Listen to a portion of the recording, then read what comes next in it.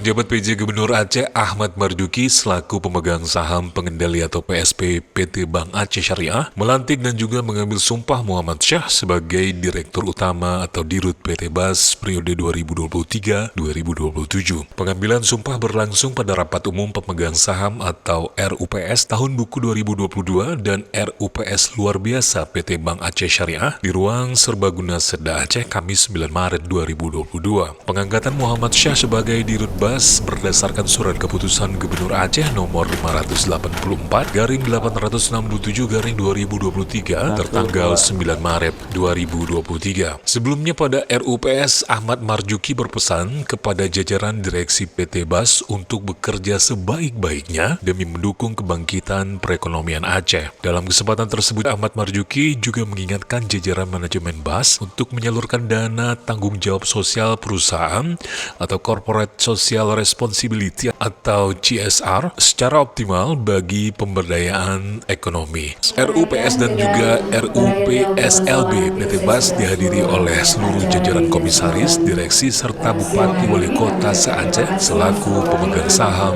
PT BAS.